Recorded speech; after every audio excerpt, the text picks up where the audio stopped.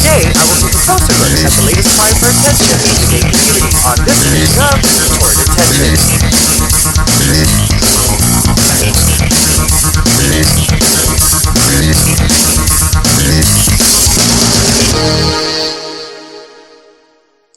Are you old enough to remember when the word queer meant something different?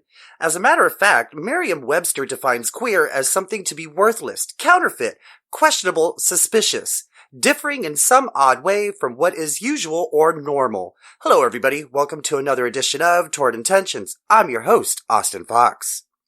I was surfing the web looking for, apple pie recipes when I came across the word queer being used to describe a gay man, a lesbian, and a drag queen. I found that to be very puzzling considering that I was not familiar with it being used in that context. I was amazed to find that queer nowadays is an umbrella term for sexual or gender minorities who are not heterosexual and or not cisgender. Gender identity is usually formed by the age of 3. After the age of 3, it is extremely difficult to change, and attempts to reassign it can result in gender dysphoria. Both biological and social factors have been suggested to influence its formation. A gender binary to which most people adhere to, which includes expectations of masculinity and femininity in all aspects of sex and gender, biological sex, gender identity, and gender expression.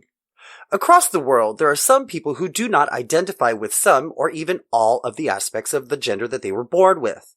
That group is called transgendered, genderqueer, or non-binary. Now, for the few that choose to undergo reassignment surgery are labeled transsexual. Genderqueer and non-binary are for those people that are not exclusively masculine nor feminine. Genderqueer people may express a combination of both masculinity and femininity. Here is also a concept of a third sex or third gender. Those individuals do not identify themselves as neither male nor female. Now, I must clarify that gender identity is completely separate from sexual or romantic orientation. That being said, and with all the information given so far, anyone with an IQ higher than 10 can connect the dots and realize that genderqueer and transgendered individuals have a variety of sexual orientations to pick from. I want you to remember that word pick. It's going to bother me in just a little bit. In some societies, men who act like and dress like women are now referred to as the third gender. That to me sounds very much like a transvestite, and nothing like the description of the genderless individuals that was just given. Now, the Native Americans have decided to jump on the bandwagon and come up with their own label, Two-Spirit. Two-Spirit identities are individuals who are born with both male and female sex organs.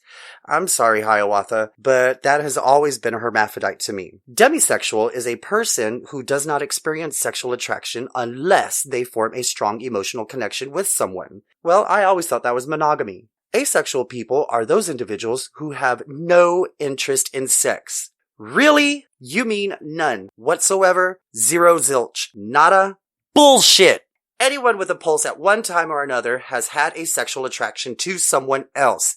If not, then why spend all that time masturbating? Now here's a knee slapper for you. The ever so greedy pansexual.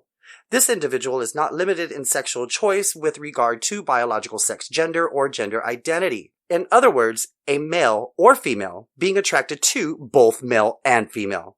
I'm sorry, that's what I used to call bisexual. And lastly, questioning. Just like the word pick. Told you it was going to come back and bother me. This term is used by people who are deciding. In other words, picking where they fall in the spectrum of orientation. The word deciding is what I take issue with.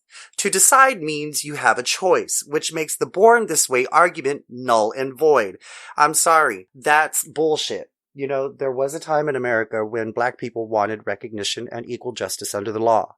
People like Harriet Tubman, Frederick Douglass, Martin Luther King, Malcolm X, and Charles K. Steele fought valiantly to ensure that those who died before them did not die in vain. They did not spend their time on definitional titles. They did not worry about what they were called, whether it be African American, Afro-American, colored, Negro, person of color, or black. They cared about the issues to ensure equality. But the LGBT community is going about this all wrong by giving everybody a fucking label.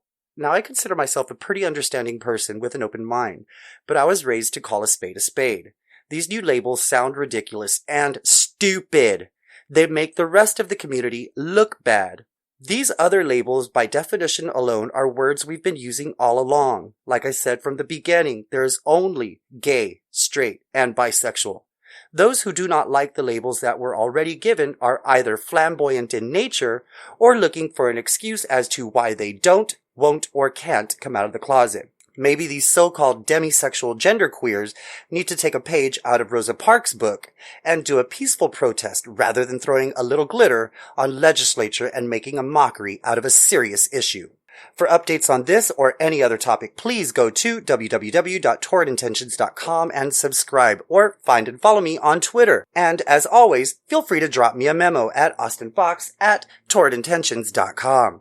The report I bring you today is a reflection of my views and my opinions, and not the views or opinions of anyone associated with Torrid Fox Media. I would like everybody to stay safe, stay warm, and remember to buckle up and please drink responsibly. So from everyone here at Torrid Intentions, this is Austin Fox saying Merry Christmas. See you next time.